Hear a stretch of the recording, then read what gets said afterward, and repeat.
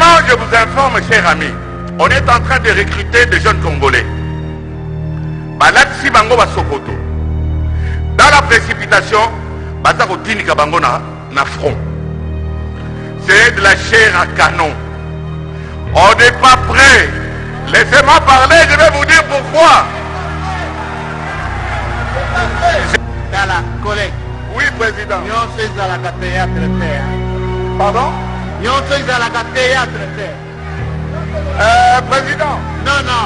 Merci a remarqué, je suis un député, je vais me laisser parler. Vous êtes un député. Je ne dépends pas de vous. Je vous retire la parole, allez-y. Non, après ça, makambo ya moto monte ya sika ba révélation ba scoop wana ba na fait ça bino tant moi si ya mutumbu abengi nde moi si ya buya nde sikoyo ivuya be ah tellement moi si biso tout ebi non moi si soit lobili ka museke pe non et wuti pe na so ne Israël nde ivuya bima ki le jour wana ne ivuya tanga bimi bakangi ivuya manipulation nyonso wana mais bientôt là Yves Bouya ata bakateli peine na verdict Yves Bouya a consommé peine na mais Yves Bouya robimaka parce que ndeko Israël dernière chance c'est ce qu'on a s'appelé parce qu'opinion on peut comprendre ce qui s'est passé to pesi ndeko Israël dernière chance to bi que notre sali déclaration elengisiye a commis dans tous ces états comme loba non bozaka bande on a to bi ah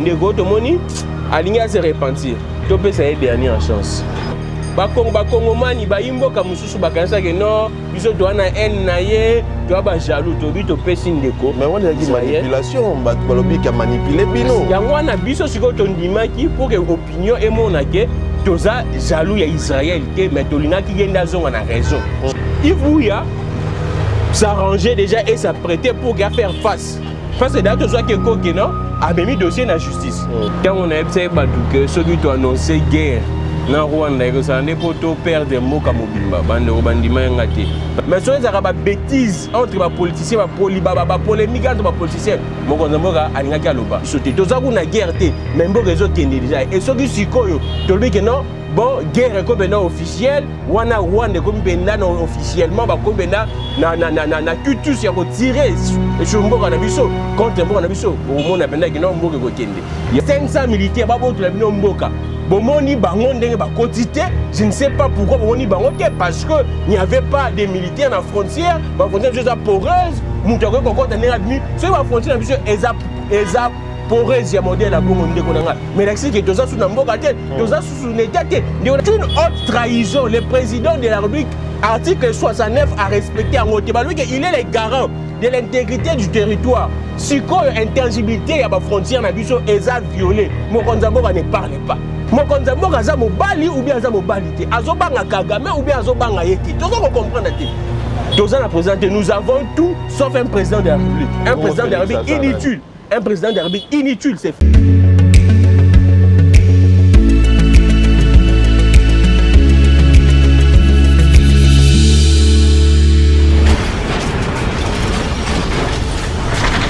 Ma Mission TV, le miroir du monde. Voilà, chers internautes fidèles abonnés, bonjour, bonsoir, bon après-midi, partout où vous nous suivez à travers le monde. Bienvenue dans votre émission Réflexion, votre émission qui est bel et bien présentée par moi-même, Alexis Ouechi. Bolinga Kabiso partout na mokili, partout na mboka na biso Congo, mboka kitoko, topesi bino mbote. Boye malamu na émission na bino. Moi mikolo ebele santé etungisa kinzamba pesi biso ngolu pe grâce et que les loto retrouver lisusu santé poto zonga lisusu liboso na bino. Naza bongo nga moko te na plateau mokola lelo na yambeli bino ndeko bolingaka mingi. Bien que misusu pe balobaka ke balingaka ete, misusu pe baloba ebele pe balobaka balingaka mingi parce que alobaka makambo motuya eko concerner mboka eko sunga biso to eba qu'est-ce qu'on peut faire pour notre pays ndeko gramique les grands mbote. Mbote na yo ndeko wechi mbote pe na balandi nyonso ya ma mission télévision mbote pe na bandeko baza na sima caméra mbote na peuple congolais et motema na biso eza toujours na est pe bandeko na biso toza toujours ensemble pas chaud bon bazo ka biso pe toza koyoka ngo makasi lisusu na mwana mboka Yves Buya o aza na prison ti sikoyo na kobanza que toza ensemble toza kopesa makasi pour que bato baza konyoko la population na Yves Buya na bandeko baza na est to benga na bango na mboka bakende mosika.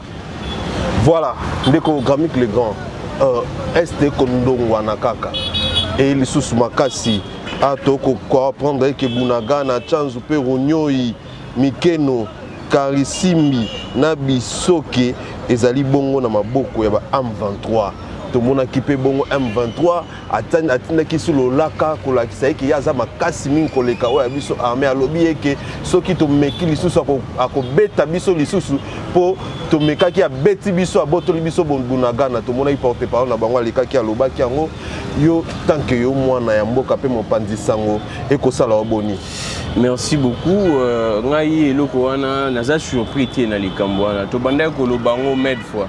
Quand on a essayé de ceux qui ont annoncé guerre dans Rwanda, ils ont perdre Mboka Mobimba, parce que tout ça n'a pas quantité. Comment vous pourriez vous imaginer Mboka Ezo Kende, même quand Mboka Zako Lobate, Mboka Ezako Kende, même quand Mboka Zako Lobate. On interprète en Ndengenini.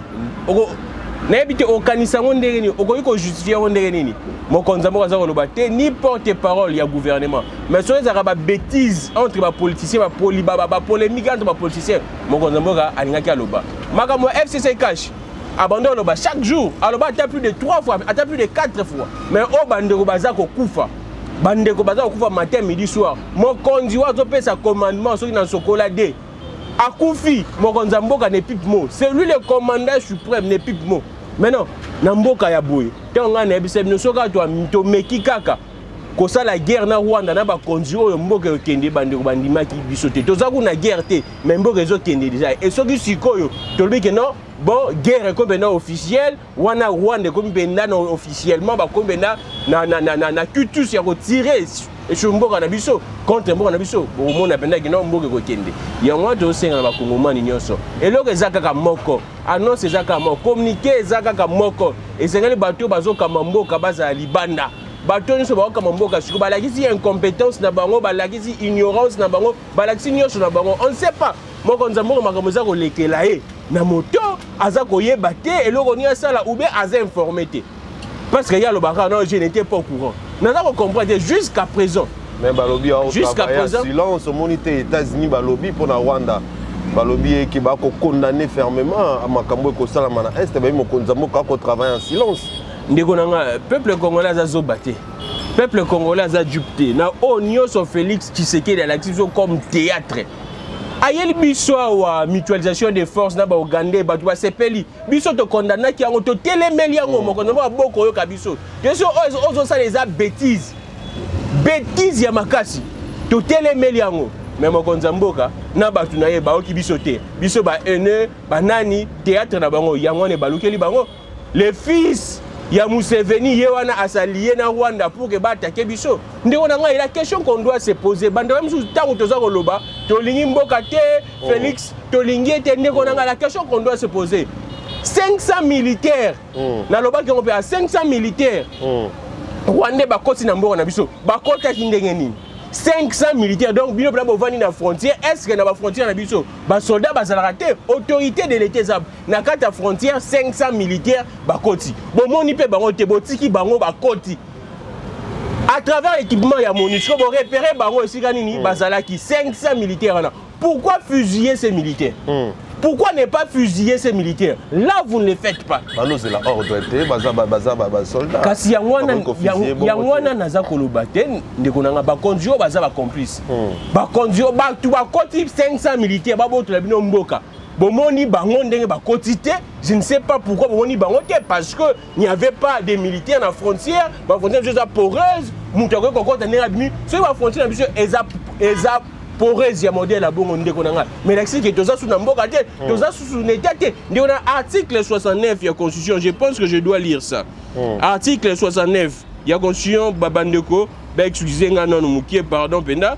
Article 69 ya constitution na lukango. article 69 Bandeko 69 en constitution. Oui, n'attaque la Bandeko pour que Bandeko va comprendre. Exactement. Bandeko, tant que le baga, Bandeko, Bakanisara, le cola, tous a haineux, tous a la constitution. Article 69 le Biboui. Le président de la République est le chef de l'État. Très bien. Il représente la nation et il est le symbole de l'unité nationale. Très bien. Wana alinéa Yaliboso. Yami Balé alinéa. Il veille au respect de la Constitution. Alinéa Misatou. Il assure par son arbitrage le fonctionnement régulier des pouvoirs publics et des institutions, ainsi que la continuité de l'État. Il est le garant. Il est le garant de l'indépendance nationale, de l'intégrité du territoire. Intégrité à territoire et l'actinini. Que territoire est à Mobimba. Territoire va continuer. De la souveraineté nationale et du respect des traités et accords internationaux. Si comme Mokonzamboka, article 69, il est le garant de l'intégrité territoriale. Si comme intangibilité à la frontière, ils ont menacé, ils ont violé. Mais Mokonzamboka ne parle pas. C'est une haute trahison même. C'est une haute trahison. Le président de la République, article 69, a respecté en Ngote. Il est le garant de l'intégrité du territoire. Si quoi intangibilité à la frontière na biso eza violé, Mokonzamboka ne parle pas. Qui ne dit mon consent. Kolobate pour nani. Ba parti tout hein, topé bateau tout ba soutenir ba kolobate, UDPS kolobate, bemba kolobate, tout le monde bemba lubaika pour notre tout kenda ko yamba roi, mais pour la mambo est jusque là kolobate. Bateau tout ba ko soutenir ba Konzamboka en tout cas ba ko prononcer na makambo est et ça pour nani. Qui ne dit mot consent baloba en français. C'est-à-dire que muto aza kolobate, c'est que andimi likambwana pa yebi likambwana qui ne dit mot consent. Là c'est les français. Donc le président de la République, comme il ne parle pas, qui ne dit mot consent. Si vous avez une population, qu'est-ce qui se passe à l'Est? Ça, c'est l'article 69. Quand l'intangibilité des frontières est violée, le président de la République ne parle pas. Mais c'est quoi? On peut conclure directement que c'est une complicité. C'est une complicité. Jusqu'à présent, le président de la République ne nous révèle pas le contenu. Il y a un corps à Signaka, na Rwanda. Na CP le Koutou, na Mboso lobby. Clairement, lobby que non, Bakoro, c'est là que signé na Ouganda, tu as signé le sous-souté parce que son fils a trahi Moka. Mais le président ne s'exprime pas. Ce que ça m'a dit, FCC cache, mais la fâché, non, on a dissoudre le Parlement, on a salaboué. Mais oh, yo bouche bé, tout ça, vous battez, mon condamnement à Banga Kagame ou bien Nani. Mon condamnement à Zamobali ou bien Zamobalité. Azobanga Kagame ou bien Azobanga Yeti. Tout ça, vous comprenez. Pourquoi ne pas parler? Kagame parler. Kagama yebisa biso kina to sala guerre na mboka na yete parce que ça muke ayo sala na mboka na biso alba ki na okota na mboka na bino. Kagame il dit, il pose des actes. Attends moi na Museveni pa lobaki hein. Kagame il parle, il pose des actes. Museveni kuna il parle, il pose des actes. Mais ya biso mo mboka bouche be. Oh c'est la ba benga na Angola. Poa kende. Ye Musa na ngwana. So ndanga zana zo c'est la appel ya Angola, ya Congo Brazzaville ba benga ye, ya kambangu ba négociation wana ye. Kagame ro yete me ya ye et puis ba rouler. Azude militaire on a livré bango. Après si bango azongi si bango. Sur base de quoi? Oh non, pour que la tension se calme, pesa bango. Après si bango babo tel biso. Kimiate aza moto ya Kenya. Negonangai. Negonangai. Tozana présidenté. Tozana présidenté, nous avons tout sauf un président de la République. Un président de la République inutile. Un président de la République inutile, c'est Félix Antoine Tshisekedi. Un président de la République inutile qui ne vaut même pas la peine d'être président de la République. D'être même appelé président de la République. Parce que je ne vois pas son importance. 2 jours en haut, depuis lundi, dans 7 heures, Bounaga Nekei, Bandeko Bazo, c'est la Mokonzamboka, Mokonzamboka, Bazo, Lobate. Mais Namitia Namoutuno, Bandeko Bazo, Bounaga, Nawana, Misusuku Bakimi, plus de 400 000, 500 000 Bakimi déjà, dans Ouganda. Si Bandeko Namoutuno, est-ce que Bakomi Lobelakeno, toujours Congolais, est-ce que Bako reconnaître toujours Félix Antoine Tshisekedi? Ou bien Bako Zanetia Ninde Konanga? Bandeko Bazo Koufa, Bandeko Bazo perdre ma bien, Bandeko Bazo Tianga Sous-Souté. Et puis, et si Gana Bazui, il y a Bounagana, et c'est un centre d'affaires. Et si Bandeko Baluka Mbongo, Bandeko tout, il y a Goma Wana. Et si Baluka Mbongo, on a Bounagana. Si vous avez si maintenant, la ville est pratiquement asphyxiée. Goma est pratiquement asphyxiée. Et puis, si Gana est état de siège des alliés. Comment vous pourriez vous imaginer état de siège des alliés? Parce que état de siège des alliés mesure avant-guerre. Sur l'état de siège des alliés, sécurité de ces alliés, mais les rebelles vont côté Bino. Un petit pays comme le Rwanda, 500 militaires vont déstabiliser Bino. 500 militaires, il n'y a pas de déstabiliser Bino. Mais tout le monde a conception, parce que 10 militaires, 20 militaires, cortège, Yemoko, Félix, dans cortège, attends Samba d'amour. Si 500 militaires à Pamba, Rwandais va déstabiliser Bissot. Et puis vous allez nous dire que nous avons un pays. Mon cher, Nazan a règlement, on a habité. À chaque fois que je parle de ces sujets, est-ce que tout ça va conduire? Tout ça va conduire. Bissot, intellectuel est belé. Bissot, plus de 100 millions de personnes, tout ça mais nous n'arrivons pas à solutionner un problème. Même Kagame, là, si bien, il ne peut pas comprendre. Plus de 2 décennies. Un petit problème, tu vas solutionner en côté. Est-ce que nous avons vraiment des dirigeants? Si on décogramme les grands, Ndeko Mbosso, président de l'Assemblée nationale, a lobbyé que na plénière il y a 8 clubs à lobbyé que il promet de livrer certains députés na justice au bazaba complice dans Mambo Est. Est-ce qu'on peut dire bravo à Mbosso parce que a joué initiative moi est bien. Moi on dit plutôt Ndeko nanga ya Alexis Wechi à théâtre. Qu'est-ce que vous attendez encore na ba kondia modèle là bon? Tous là, ils sont des complices. Tous là, solution à Est, ils bénéficient d'une manière ou d'une autre. Leur sécurité, leur sécurité personnelle, leur protection, pouvoir d'abord, bagageron insécurité. C'est connu de tous.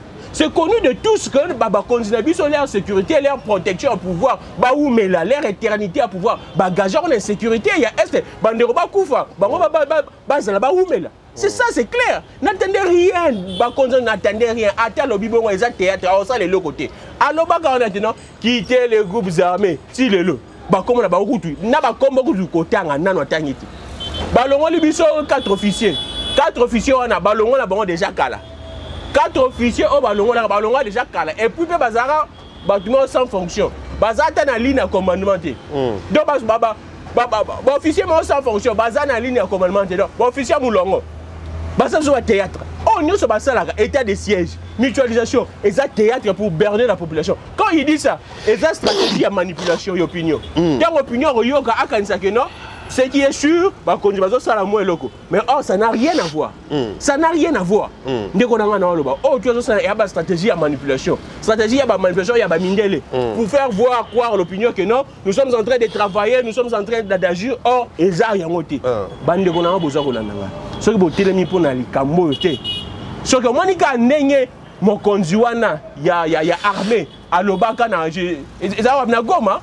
Ah, c'est la population. Ceux qui ont aussi machette, bon simba, ceux qui ont binomo, bon se prendre en charge. Si vous attendez ces autorités, en tout cas c'était ridicule. Quand l'armée a un armement, mais par exemple on ça plus de 50 millions, pas ça va député Badjib, pas ça va sénateur Badjib, régime na baron oh il y a barange, baron yo ça va comme na barange, bêta nombre, prix arrange, na nombre oh baron va se belé, baron va comme na barange. Si que soldats ozanga ata mondo ki oh ya malonga. Mais c'est une honte. Nous sommes à Sony, nous habité tout ça mboka oyo. Tout ça mboka o pour que tout soit bakondi, il y a modèle bakondi, il y a bololé. Important ndenge kombo so lobi bongo za. Exact théâtre, exact question, exact théâtre, exact stratégie à manipulation pour faire berner l'opinion tellement peuple asili qui a montré que va conduire ça les côté. Maintenant ils veulent annoncer des mesures au baby qui va ça la côté, des mensonges même pour manipuler, essayer un peu d'abaisser la tension. C'est simplement ça. Et moi je vous rassure, d'ici 2-3 jours au Koyo Gaga que non, ba rebelle bazongi sima, ba Rwandais bazongi sima, tozongeli bunaga na stratégie na bango yango. So ba moni tension population mati bazongi sima. Pour que calmer jeu. Après recrudescence c'est ça. Tout ce que vous voyez là, ce sont des théâtres. La meilleure des choses, on a enseigné dans peuple. Bossala pour que bakonzo balonga. Bossala pour que bakonzo balonga. Tous les coups sont permis pour que bakonzo balonga. Succès nabino, bon moi nabino, espoir nabino ça so bakonzo balonga. Aussi longtemps bakonzo nyo so bazalo ba miyibi qui ont gagé la sécurité. Na Est pour le pouvoir, pour l'éternité, pour s'éterniser au pouvoir. Bon, c'est le monde est là comme moralité. Et bon, colonel, Otomoni n'a pas image na Est pour a regretter à lobby que comment est-ce que Rwanda mboka muke bon bako sakana na biso, il y a la possibilité à beta en moins de 2 semaines. Que en tout cas gouvernement va payer confiance qui a beta bango. Propos ya colonel avec beaucoup d'assurance il y a minimiser Rwanda bongo yo mona boni. C'est connu. Muzi to lobby lobby à ça mission lobby à lobby clairement. que non, Kagame est incapable même de payer $200 dans les soldats au fond. Tout ce que vous voyez là est un miroir. Les Rwandais souffrent. Les Rwandais d'abord, non, parce que ils souffrent. Kagame va vivre bien.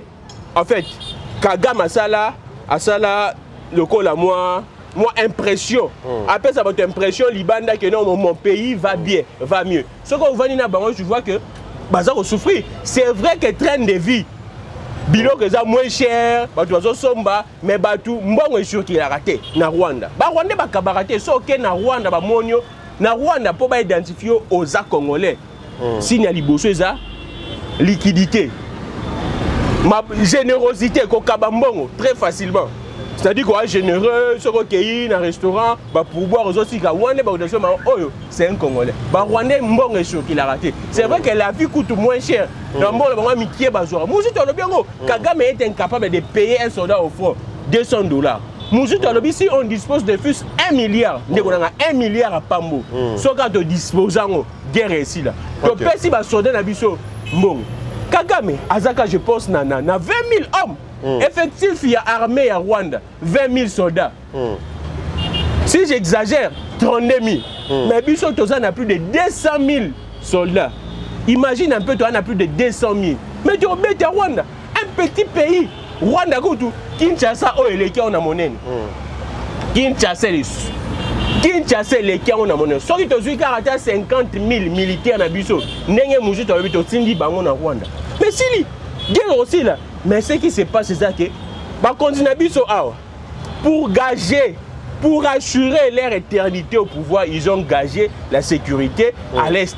C'est-à-dire que Bateka insécurité, Bateka sécurité à l'Est pour que Bango Bazo Bakondi, Bavana Bakondi. C'est ça.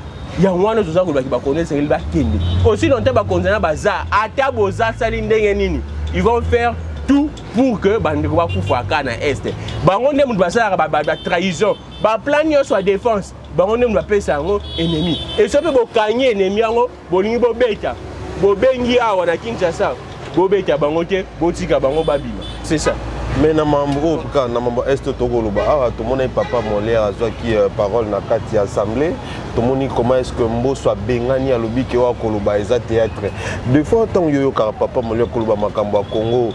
Le président Mboso tant intervenant dans Mambo Italie Est yo zo boni nakatasa ike babando sanga bakati. Monsieur le président, lelo on nous demande tokamata tokende na vacances et entre-temps gouvernement pendant 3 mois a géré situation oyo bande on a biso baza ko vivre. Ah, monsieur le président, actuellement je vous informe, chers amis, on est en train de recruter des jeunes Congolais. Balatisi bango basokoto. Dans la précipitation, baza ko tinika bango na front. C'est de la chair à canon. On n'est pas prêt. Laissez-moi parler, je vais vous dire pourquoi. J'ai les images. Allez sur Internet. Collègue Lemelemba. Oui, président. Collègue Lemelemba. Oui, président. Tala, collègue. Oui, président. Nyon sois à la théâtre terre. Pardon? Nyon sois à la théâtre terre. Président. Non, non. Nassine a remarqué, je suis un député, vous devez me laisser parler. Vous êtes un député. Je ne dépends pas de vous. Tala, collègue. Oui, président. Nyon sois à la théâtre terre.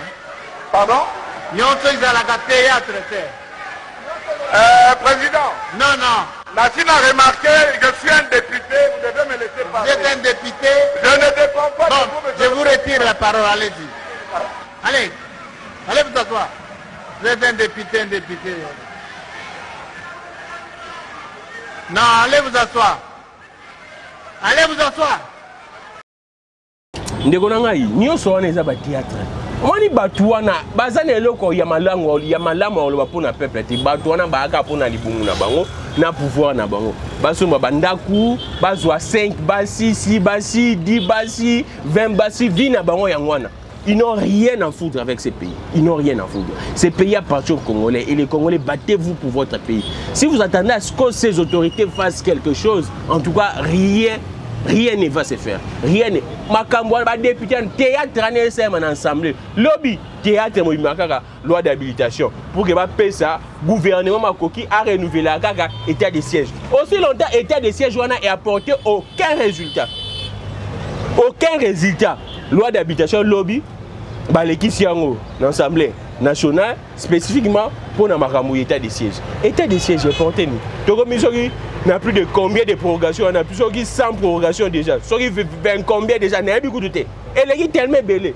Théâtre na théâtre. Et là, on a longa bazozi là-bas, on va ça la route. Au lieu de vendre ça la collectif budgétaire pour doter à l'armée encore beaucoup plus de moyens. Bon, ça dans mon terre. Le vrai problème, c'est ça. Pourquoi plénière il y a lobby avec non? Et c'est tout ça là. Collectif. Ndenge to zabo to menacer makasi. Territoire biso za violé, c'est tout ça là. To revoir budget auto pesa ina armée. Tout ça là. Collectif budgétaire pour que to revoir. Tellement baza ko chanter matin midi soir bon côté belé. Ba revoir pour que armée comme belé. Wana balobi en théâtre kaka, loi d'habilitation, nous avons le côté pas conduire. Assemblée nationale, gouvernement, président de la République, c'est le côté. Baba Tchadi Banda. Et puis tous s'organiser, tous vaincre. Bandeko Barota Bakonzo Libanda soki to komi na élection. Na moment où tozali boyeza, moment où faut tout le canon solution de Ronangai. Vous pensez qu'est-ce que ça bien les sous na moment où tozali à se révolter contre Félix Tshisekedi topé na bateau baza nzinga na pour se concentrer dans l'Est, qu'est-ce qu'on peut faire? Bandeko bazo kufa matin midi soir bandeko baza kokima biso toza bien na Kinshasa ya tovandi caméra émission tout ça là mais na Est moi ça la émission boisa de so bandi kaka na nini to ko sala non pour na est que d'abord il faut ko benga na non ba konzo baza solution liboso ngwana bokoki jamais ko se concerter ko se concentrer na makambo Est na ba konzo baza parce que bosa elote so yika bo bandi ka sikoyo directement ya achena ye enregistrement appel WhatsApp ezo kenemba makambo tu boloba e kende kuna et puis cop na bango yangwana. Maintenant, vous allez faire quoi? Félix Tshisekedi ana kata kopa ma. Ba konzi wana nyonso. Bazo coopérer na Rwanda. Ba konzi wana nyonso. Na Est to. Ayebisa biso no ba koro a signé kuna. Ezani. Ba konzi wana nyonso depuis na numéro 1 si na numéro suka. Ba coopérer na Rwanda. Ndeko na ngai. Pouvoir na bango yangwana kuna. Ba konzi wana nyonso pouvoir na bango yangwana kuna. Tant que bato ba matin midi soir. Matin midi soir. Le président ne parlait pas. Vous pensez à quoi? Le président silencieux, sans que ça m'a comme FCC cache, sans que ça m'a comme il a fallu mais le qui est déjà lobby. Je vais dissoudre le Parlement. Qu'on dissoudre Rwanda kuna. Félix Antoine Tshisekedi au prometteur député awa. Je vais dissoudre le Parlement na ko kanga Sénat. Kene ko dissoudre Rwanda kuna. Wano kokate. C'est une honte ne konanga. Voilà, on va toquer en parenthèse une ponayo hein par ya président de la République na makambo to ko le kana Est ezani. Ava toquer en bon parenthèse. C'est lui le responsable. C'est lui le responsable de tout ce qui se passe à l'Est, c'est lui. C'est lui le responsable de tout ce qui se passe à l'Est. Et ça makambo parté, c'est lui le responsable. Moi makambo nyo c'est ça ko Makamutu ezako le kana Est, c'est Félix Antoine Tshisekedi. Ni responsable na ndenge. Est-ce que article 69 de na dit que l'article 69 mais lobby que non c'est lié à la garant et intégrité du territoire. Si quoi intégrité du territoire est violée, c'est qui est responsable? Et ça y est. Alors le bâti pourquoi? C'est parce qu'il reconnaît sa faute. Il sait que c'est lui qui ne dit mon consent, c'est lui. Donc tirer sur ce qui était, c'est lui le responsable et alors qu'on a ndaku. Mais ce sont les parents qui sont responsables. C'est les papas, c'est la maman. Maintenant, c'est lui le responsable. Félix Antoine Tshisekedi a yebi ba frère na yema kambaza ko sala kuna. Abenga bango ba frère. Yemo nda benga bango ba frère. Ba partenaire privilégié. Ba kenda kuna na mwasi na ye, la première dame. Ba sala makamutu, ba sala batambola balia, ba sala makamutu. Tina ba don ba pesa. Ba yebi makamna bango ndeko, ba congolais pe o baza kolanda biso na minute ba yebi ke non Félix Tshisekedi a yebi likamoza ko sala makuna na Est. Voilà, merci beaucoup. Alors Ndeko Gramik, tokota sur na likambo ekotungisa pena ba kongomani nyonso peuple mokonzi bakolela makasi na likambo ya Rajek. La fois passée tozalaki awa bongo na honorable Mike Mukebai en tout cas déplorer makasi na bandeko ya journaliste ya Rajek na comportement na bango bauti kosala ya komona eke Rajek esali pena mosala makasi mingi to pe ba journaliste basalaki vraiment mosala makasi ya kosala eke ndeko Israël Mutombo ayamba ba pression ya makasi pour à se soumettre à mikitisa. Et na suka nango balobi a manipuler bongo ba journaliste à Rajek ya kozwa bango na UNPC ko kenda ko tika ye na justice pour a se laver abima na kati wana ya bima moto malamu et que ba journaliste mosusu ya Rajek basali ba réunion na kuku pona ko kenda ko tika ye na justice pona ko retirer plainte ko laksa opinion que ye azana ye malamu ye a retirer plainte au moment où déjà dossier comme qui na fixation et kota lisaï kendeko Ibou yata ba retirer plainte à Kobimate yozana kata Rajek, tu es parmi les organisateurs, qu'est-ce qui s'est passé réellement? Merci beaucoup Nekonanga wechi Ibou yana pese ba courage de Siga Zali on dit kamwe salama ki wana bande balobaki trono tozana en Israël tolingi était wena to pesa ki ndeko Israël dernière chance. C'est ce qu'on a s'appelé parce qu'opinion comme comprendre ce qui s'est passé. Tu penses que Israël dernière chance. Tu dis que notre sali déclaration et l'engisier a commis dans tous ces états comme loba loba. Non, bozaga bande on a dit ah ndeko to moni aligné à se repentir. Tu penses que dernière chance. Mais ndeko abuser la dernière chance na biso.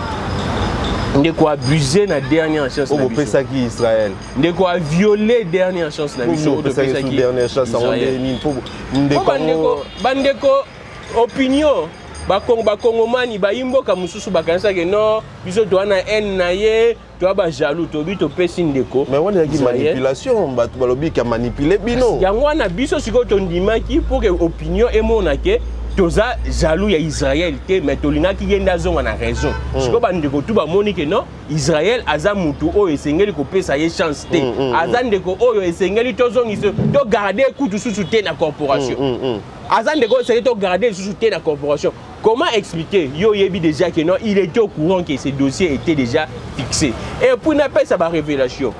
UNPC et yebi ça qui Israël a retiré plainte naé. Déjà je pense 6 jours avant le jour où Israël Mutombo a retiré plainte. Israël ne l'a pas fait. Israël a zéli 6 jours passés. Azela va fixer affaire pour qu'il y ait ça la retrait. Il y a plainte. Là c'est Israël. Là c'est Israël. Na banel UNPC. Le jour où Israël a retiré la plainte, UNPC c'est qui est déjà 6 jours avant à ça retiré la plainte. Israël a ça la monté. Il attendait quand on va fixer l'affaire. Tellement il que chose va fixer l'affaire, même s'il a retiré plainte. Et vous en effet mon côté. N'a pas sabi nos cas. Il y a Ferdinand Kamere, il va retirer la plainte, mais Ferdinand a coupé. Ferdinand a coupé. La prison a consommé peine naé ti abimi. Bon bino boye ba na moment to komi boye plainte ata retirer plainte. Ndeko nanga to yeba ke on metolinga ki opinion comprendre que non tout ce que nous sommes en train de faire ça n'a rien à voir avec la jalousie. Tolinga ki opinion a comprendre que Israël Mutombo aza motema mabe. Ce qu'il a fait c'est de la méchanceté. Ce qu'il a fait c'est naïbité. Toko benga nyonso sauf qui amitié, qui fraternité, confrérie bondeko. Ce qu'il a fait, c'est la méchanceté. Comment vous pourriez vous imaginer si je vous donne une révélation? Les jours où Bakanga qui Yves Bouya, Nabutu Nango, moi si Israël Mutombo, là même la femme Yabouya, je pense dans les jours à venir à Rolobango, parce qu'on a communiqué, on a tweeté que non, bientôt là la famille de Yves Bouya va se prononcer. Les jours à la veille, jour bakangaka Yves Bouya. Moi si Israël Mutombo, mutabengi moi si Yves Bouya parce que baza bande. Moninga na ngai yebisa papa Yves makambusi esili déjà na solipe na papa Israël awa makambusi esili parce que Yves Bouya s'arrangeait déjà et s'apprêtait pour faire face. Parce que d'ailleurs, tu vois que non a mis dossier na justice. Nga ko na mutu liboso on a tuita kian. Nga ta na information na ba câble na nga ndenge na yebisa bino que j'ai infiltré l'entourage Israël Mutombo. J'avais l'information. Na beti yango.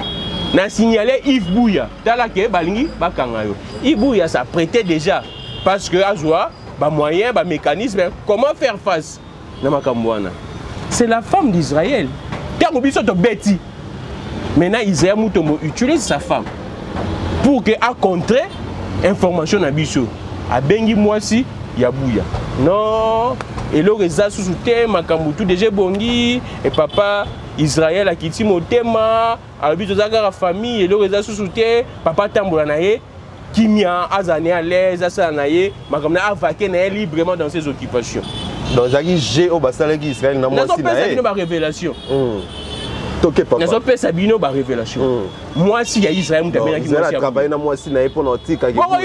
D'ici là boyoka. Très bien. D'ici là boyoka on point de presse au sein ma famille ya buya. Là ngasiko na pas Sabino makamponga na zawana. Na pas Sabino makambo moto ya sika. Ba révélation. Ba scoop wana ba na pas Sabino. Tant moi si ya Mutombo a benginde moi si. Ya buya. Ndé sikoyo il vous avez tellement moi si biso tout très bien moi si soit l'obli comme c'est que pendant et vous pendant ça né Israël né il vous y a bima qui les jour wana né il vous y a tant abimi bakangi il vous y a bande oskobo tala bo mesurer degré il y a geste oh Israël en tout cas à l'équipe même na sima moi si naé et aujourd'hui bateau tout bazana numéro il y a moi c'est Israël Mutombo sur hôtel na statut il est public et Makamanzambe. Elle se sent coupable d'une autre manière. Elle se sent coupable parce que Mobile n'a les cas qui n'a simanaye pour assurer Bouya que Makamoza sous-souté. Tel nous degré à Moutou. Likamoza Moutou entre bino mais bon quand si qu'on a bassi na kati. Tel degré à Moutou. Likamoza entre bino mais bon quand si na bassi na kati pour Gonzwaka Moninga. Donc tu utilises tous les moyens pour qu'on soit Kamuninga. Donc il était vraiment très déterminé, Moutou et Sengena Zouaye. C'est ça la personne au bino, Bokazibiso, tout ça na elle. La personne au cas, elle est mal à Liboso, mais Makamoué Bimébélé. Vous allez comprendre. Parce que vous l'avez, vous déjà mon opinion. Si vous avez un Congo man et Bélo, Balandabiso, surtout Libanda, ou Balandi la dossier, on a Libanda, Basubami, tout ici, ma casse, on a rose, on appelle les Bélé. En tout cas, papa, Alexis Maramon, comme sous Boendengeni, Rajek position dans Togo et Baté. Siko il faut que ça la bon ça la nini siko pour ndeko Yves Bouya parce que situation peut suite ko ebanate ndeko Israël Mutombo à l'aise comme toujours à osa mamnae Yves Bouya ko coupure toujours na prison ndeko ngai oza ko salema ndenge na lobby to ngaki opinion emona ke to na NT donc opinion emona ke non ndeko wana azande ko mabe. Bon, plus, moi c'est Israël Mutombo, il y a Yves Bouya, vous allez comprendre le dossier d'Engezali. Comment est-ce qu'on va appeler Yves Bouya pour qu'il va rassurer que non makambo si libre na boye ko bangelo côté azalane à l'aise avec librement dans l'occupation naé. C'est quand Yves Bouya bimi ne bakangi. Et ça la biso passi, mais bandeko oyo bakanisi lokola non biso to décevoir ba honte. Eza bongote biso toza sima ya combat tongaka to lakisa bino ke mutu wana o bozo kanisa lokola ke non biso to a contre tala ezali na ndenge ezali Mike Mukeba alobi ngo awat na naki émission wana alobi ngo aboyi même naki ndeko wana waza ko yemba matembiso na pesa bino manipulation mususu mabe ko ela na pesa bino manipulation mususu ndeko wana akosi batu ke non bazakina na Edmond Izuba bakute na lobi en émission to yambani to leli non talakutu ba politicien ba kabola bisote to kisona a lobi en émission na mais ba Edmond Izuba bolimo na epena balingana makasi kali kokuta na ata jour moko te na Edmond Izuba beba vanda bakuta na Edmond Izuba jour bakendaki na parquet wana et puis bavanda yakutu te bazo kita bakuta na na parquet. Il faut qu'on se le dise ba TV ba traiter Edmond Izuba de traite. Kasi ya wana eza manipulation ya ndeko wana. Ndeko Israël Mutombo parce que lobaki on a TV manipulation na ye. Israël Mutombo manipulation na ye. Ndi makambo sali wana non Edmond Izuba to leli. Alors bien monsieur to leli express to leli to yambani. Le kuta c'est une manipulation. C'est pour vous faire voir comment est-ce que ça monte mamabe. Batika le kuta atana Edmond Izuba te. Wana nyoso c'est pour que abimisa Edmond Izuba monte mamabe na corporation. Na lisanga. Et puis il va plus loin pour dire que non Rajek Kwaneza ya biso to créer alobaki yango na parquet. bateau tout bazaki na parquet bateau tout bazaki na parquet bayokaki Rajek kana eza biso babiso tout to na Rajek tant Rajek ezaki créé Israël Mutombo bayebi ote na corporation na era na soki ozaki na kani ya maye na yebi te Rajek ebandi na 2016 2016 wana kani ya mazoboma batu na ba marche azosala makambo na ye wana nyonso ba opération likofi makambo belebele wana na Israël Mutombo na kanyama Rajek ebandi wana Israël Mutombo atika kozala jamais na Rajek comme Israël Mutombo je peux vous apporter tous les documents comme Israël Mutombo atika kozala jamais na Rajek wana nyonso osala ba manipulation pour opinion et monake et puis bato ba yebi ils peuvent déduire et conclure que ba sorte ba manipulation wana bato basala ngo isa bato bazaka kanisika mo besongolo bon koye ba stratégie ya manipulation et sengolo za mutu moko au fréquentaka ba milliers moko songolo et maintenant l'opinion doit se poser quand il fait ce genre de manipulation ça confirme même les allégations de Yves Bouya ça confirme les allégations de Yves Bouya manipulation nyonso wana mais bientôt là Yves Bouya ata ba katele peine na verdict Yves Bouya a consommé peine na mais Yves Bouya robima kaka ce qui est fait, ce qui est essentiel, c'est que l'opinion est yebi. Mais bande waza la calme. Rajek est l'invité. Ce qui est l'autre, lobby wana, bomona bakshio. Bomona bakshio. Tous avez déjà une démarche à bakshio, moro boito préparant bien bomona bakshio. Et action en tour et vous a plus fatal. Les gens vont saigner une action en tour. Il y aura vraiment des pleurs et des grincements dedans. Je vous l'ai dit. Et Israël Mutombo. Ba conséquence on subir ba conséquence nenga kalengaki parce que azani malenga soka bo ba take muki abanye kolenga nazande ko na bino nazabuye azani malenga bandi bazala calme soki Kabila kutu ba journaliste ba tie panzi likolo un président de la République ba journaliste tie panzi likolo et bon Israël bon ce qu'on réunion à Bandal wana o azolo bana babié pas zalaki azaki na réunion na Bandal na ba journaliste à Rajek à Poitika qui a pourtant le que non va na Bandal quelque part ba lo ba ke balinga ngai tout ça ba selon ba source na biso pe ye moko Israël azaki na bango et à Poiti bango na TV pour la tsaye que azozala ni na bango bino bato boko compter ba bisa ibu ya ngana zala na bango te en fait na réunion on a Bandal ngana zaki te mais c'est que sur Israël ben faut ba source na bino na habité mais na respecter ngo Israël azaki na bango te mais c'est que sur na moment où bakutanaki wana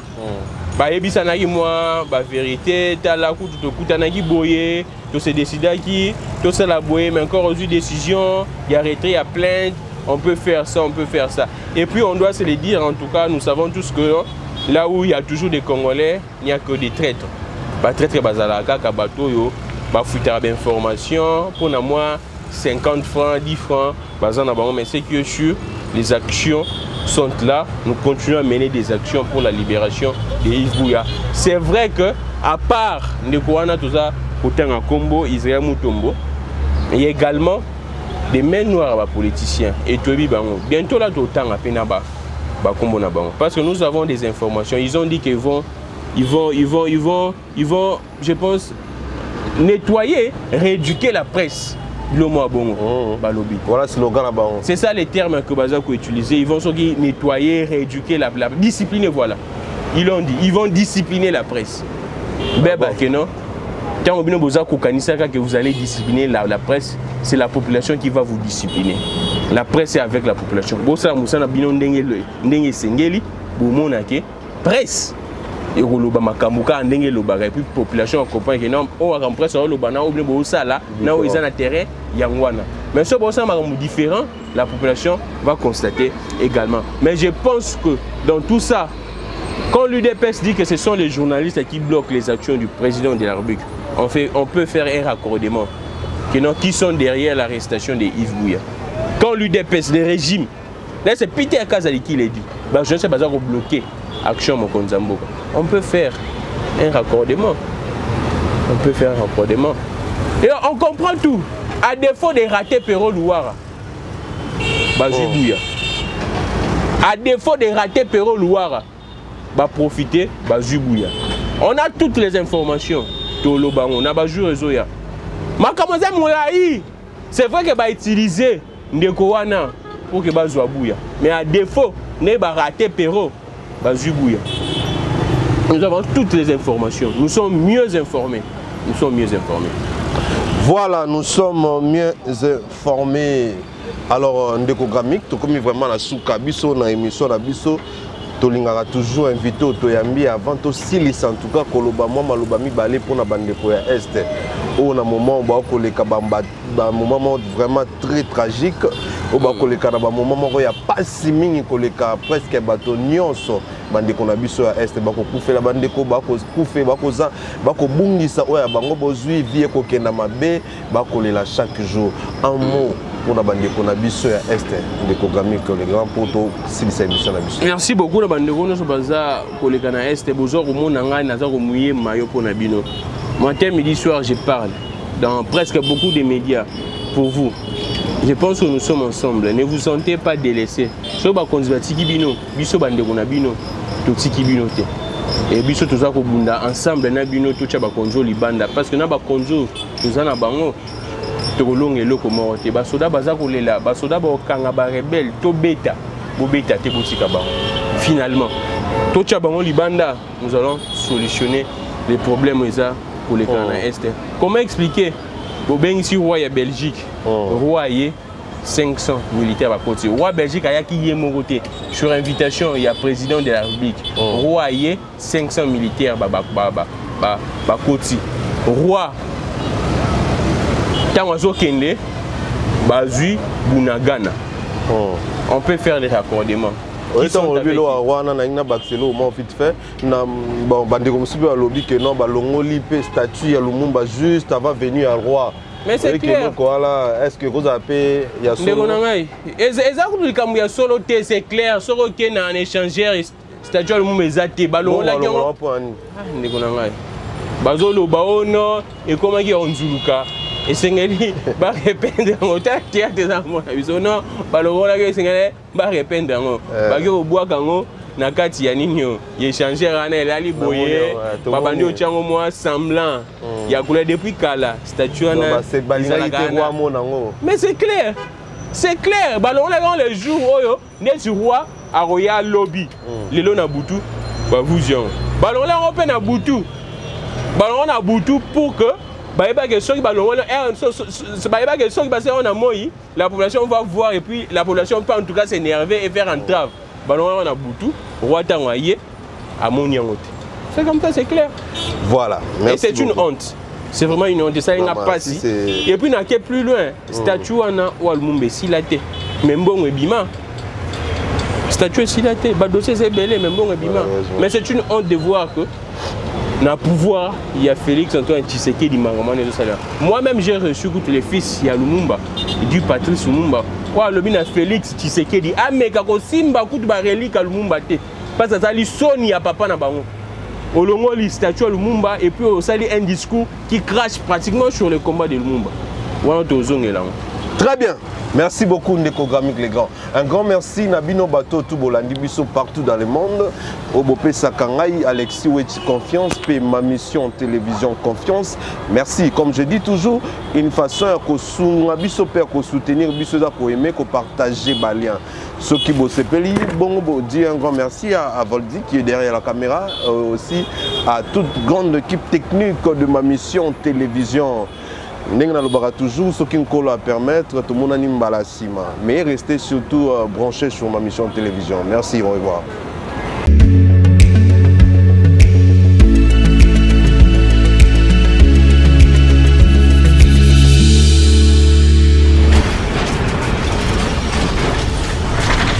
Ma mission TV, le miroir du monde.